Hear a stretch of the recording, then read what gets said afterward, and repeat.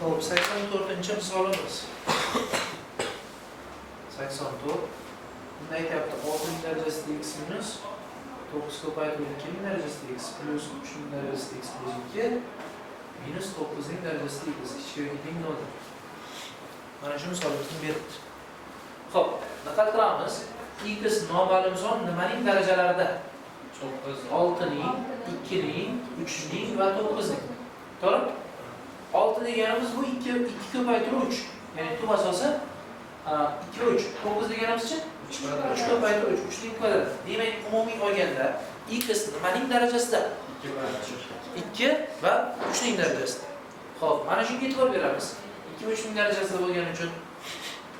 Xo'p, 2 ning darajasida x ni a desak, 3 ning darajasida x ni b desak. Shunda 6 darajasida x deganimiz 2 ning darajasini yozdik, 3 ni ham yozganmiz. 9-chi?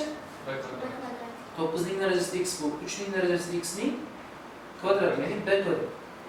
Xo'p, bitta bizada farqli holat qoldi. Mana buni tugatdik. Aniq bilamiz bu nimaga teng degan. A bu bo'ldi. 2 ning darajasida x ham aniq bilamiz nimaga teng degan.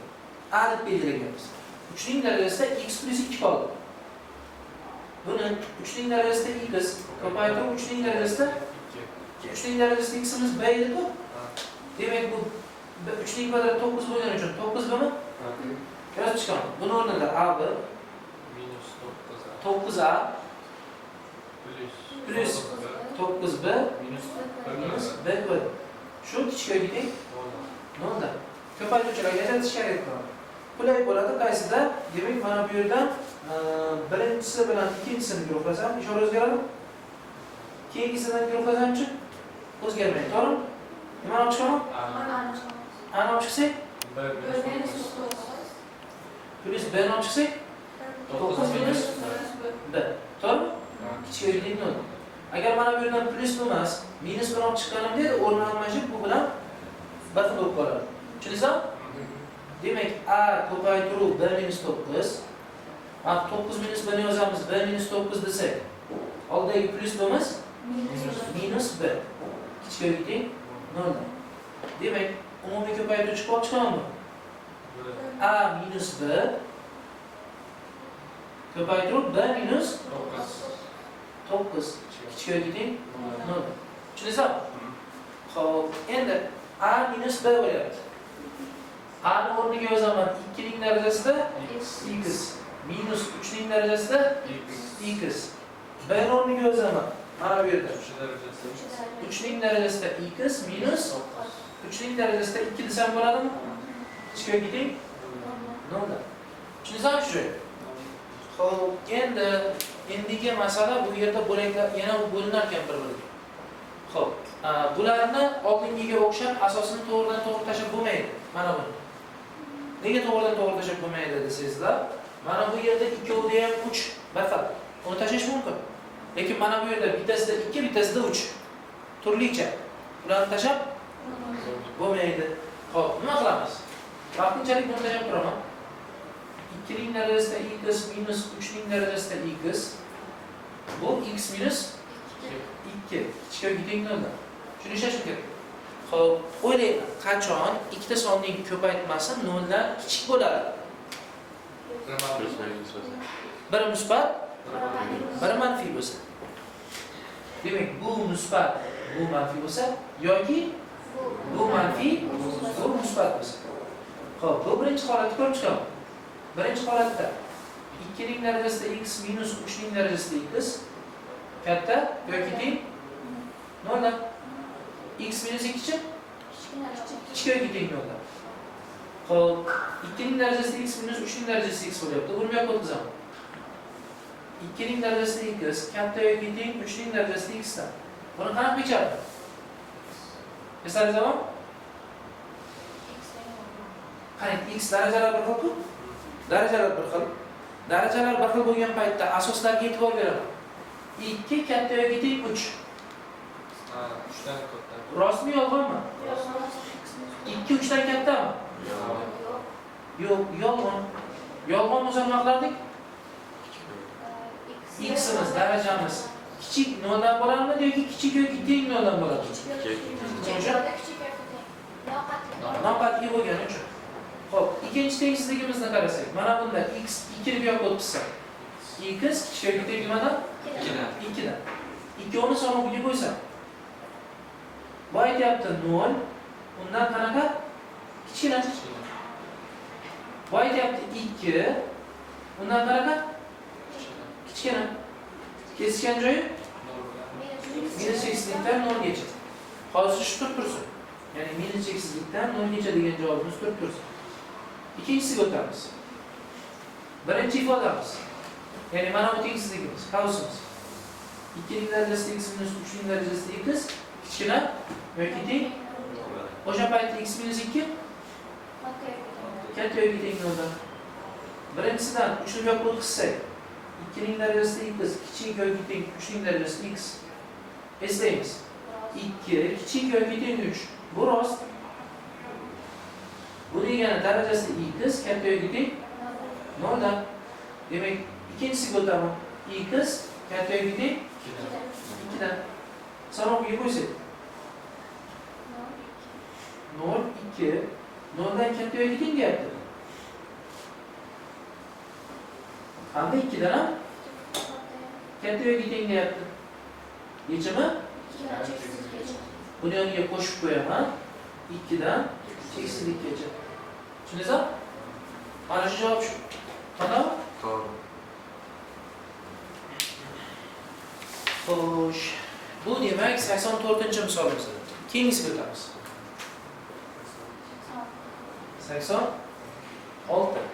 86-misolimizda 8 ning darajasida x minus 12 ning x darajasi minus 2 x plus 3 plus 8 ko'paytirib 3 ning darajasida x katta yoki teng 0 dan. Diqqat bilan qarab oling. Misol uzun bo'lgan paytda siz agar qadamma-qadam e'tibor berib, qadamma-qadam tushunmagan joyingizni so'rab bormasangiz, o'sha 2-3 ta qadamdan keyin tushunmay qolasiz. Qadamma-qadam tushuntiraman, qarang. Ketdi. X noma'lum son bu 8 ning darajasida, 2 ning darajasida, 12 ning darajasida, 2 ning darajasida va 3 ning darajasida. 8 ni bo'laklarga bo'lsak, 2 ning kubi. Ya'ni kub ko'paytiruvchilarga yashirsak, 2 ga to'g'ri? 12 chi. 2 ning kvadrati ko'paytirib 3. Bu ham baribir 2 bilan 3 ekan. Tushunasizmi shu joyda? Demak, belgilayman 2 ning darajasida x ni a. Bu holda 8 ning darajasida x a kub bo'ladi. Chunki 2 bu nima? 8 bu. 2 ning nimasi? Kubi. Davom etamiz. 2 ning darajasida x plus 3. Bu 2 ning darajasida x ko'paytirib 2 ning darajasida 3 mi? Bu degani 2 ning kubi 8 a. Tushunarli? Xo'p, davom etamiz. Endi mana buni belgiladik. Buni belgiladik. Keyingi qiladiganimiz 3 ning darajasida x. Xo'p, 3 ning darajasida x ni b dedik. 3 ning darajasida x bo'lsa, xo'p, endi mana buni belgilayapmiz. Qaysi qoldi shunda? 12 ning darajasida x. Uni 2 ning kvadrati ko'paytirib 3 desak, 2 ning x darajasining kvadrati 3 ning x darajasi. A kvadrat ko'paytirib b. Hammasini a va b ga nima qildik? O'tkazib oldik, keltirib oldik. Endi yozib chiqamiz. 8 ning x darajasi o'rniga minus a kvadrat b minus 8a qo'shib 8 katta yoki teng 0 dan. Yo'riqlasak ishora o'zgaradimi? Bundan-chi?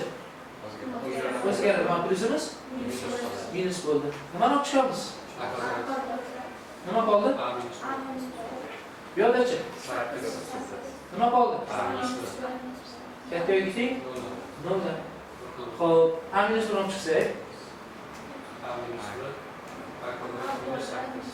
minus 8 katta yoki teng 0 dan. Xo'p, a ni o'rniga qo'yamiz 2 ning darajasida, b ni o'rniga 3 ning darajasida x. Bu yerda 2 ning darajasida x ida 2 bo'lgani uchun 2x minus 8 ning o'rniga 2 ning kubi. Katta yo'lga teng 0 dan. Tushundingizmi? Xo'p, endi asoslar. Mana bunda bir xil emas. Tashab bo'ladimi? Yo'q, bunda bir xil. Tashab bo'ladimi? Tashab bo'ladi. Qoldi 2 ning darajasida x minus 3 darajasida x. Bu yerda 2x minus 3. Katta yo'lga teng 0 dan. Yana o'sha qoidani ishlataman. Qoidaga ko'ra, qachon ikkita ifodaning ko'paytmasi 0 dan katta. Katta plus 1 minus bo'lsa 0 dan kichik. Katta deyapti. Ha, faqat plus bo'lsa, to'g'rimi? Yoki faqat minus bo'lsa. Demak, plusni ko'paytirsak natija plus, minusni ko'paytirsak ham natija plus. Buni birinchi holat deyman. Buni ikkinchi holat deyman. Birinchi holatda ishlab chiqaman. Birinchi holatda 2 ning darajasida x minus 3 ning darajasida x qanaqa bo'lishi kerak? Katta yoki teng 0 dan bo'lishi kerak. 3 ni bu yoqqa o'tkazsam 2 ning darajasida x katta yoki teng 3 ning darajasida x dan. Asoslar, daraja bir xil asoslar. 2 katta yoki teng 3 dan. Bu yolg'on gap, to'g'rimi? Yolg'on bo'lsa nima bo'ladi? Daraja x kichik yoki teng 0 dan. To'g'rimi? Xo'p, endi keyingisiga o'tamiz. Mana buni bo'ldik. Endi bunisi 2x minus 3. 2x minus 3 qanaqa bo'lishi kerak ekan? Katta yoki teng 0 dan. 2x katta yoki teng 3 x katta yoki teng ya'ni 1,5 dan. Demak, ikkita javob oldik. 0 dan kichik yoki teng, katta yoki teng 1,5 dan. Son o'qiga qo'ysak, mana 0 mana 1,5. 0 dan qaysi tarafga deyapti? Chapgami, tepagami? Tepaga yurmaydi, chapga, to'g'rimi? Chapga. Xo'p, 1,5 dan nima deyapti? 10 ga. Yechim?